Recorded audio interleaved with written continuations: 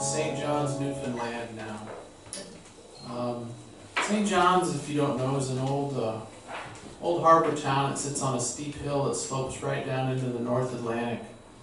You know, Newfoundland is way out there in North America. It's the furthest, it's the easternmost point in North America. And they actually even have their own time zone. If you look at a map, there's a little dotted line that just goes around Newfoundland. And it's a half an hour later than East Coast time. It's called Atlantic time. And it's a neat place, you know. There's a lot of history there. And the old town of St. John's, it's you know, full of steep streets and cobblestone lanes. And on the edge of town, there's the Signal Hill, where they received one of the first transatlantic wireless signals. And that's also the radio station was the first one to get the distress call from the Titanic. We were on tour in Eastern Canada. There's a great Canadian singer-songwriter named Jimmy Rankin opening the shows for us, John Prine.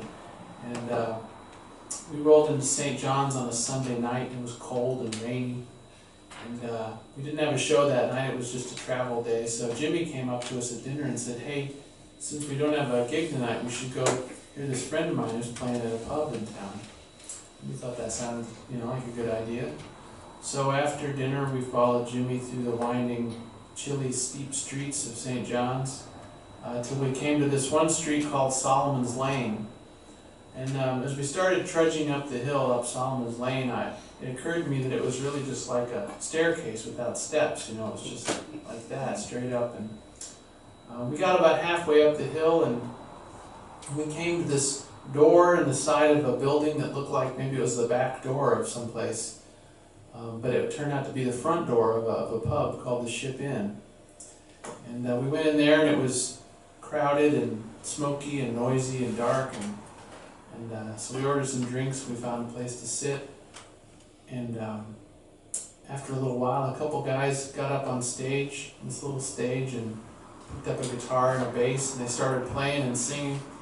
And about half an hour later, I realized my mouth had been hanging open for half an hour because it was some of the best music I've ever heard.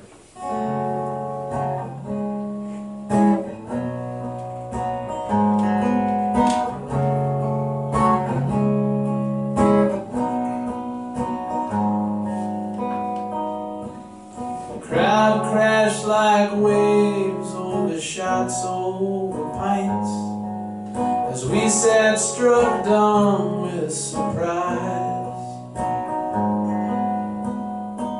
To quote my hero Joe, a radiance did show, but the din didn't ever subside.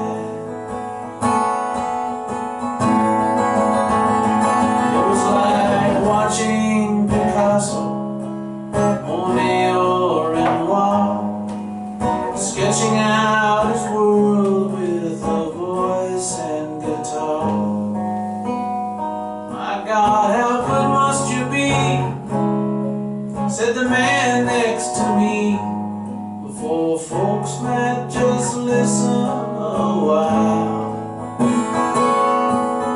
played and he sang, simple and plain, and outpoured a quiet cigarette machine on a dim corner stage. Creak like a tired ship at sea.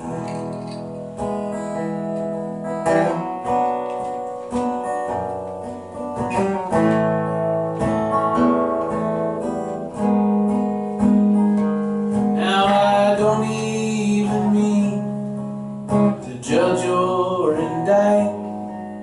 It's not like this was Carnegie Hall.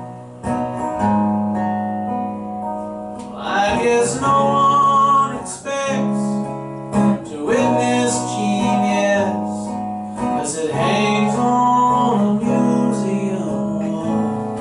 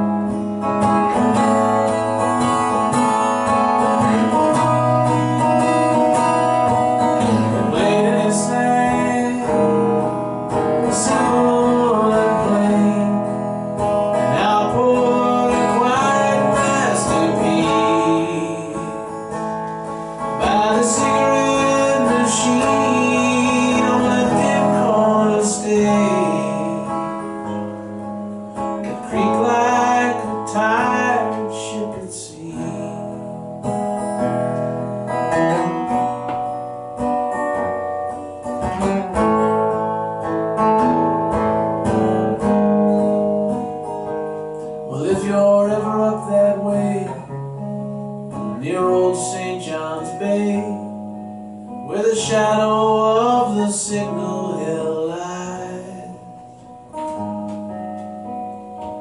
Climb up Solomon's Lane to the door marked Ship Inn, and sit down and listen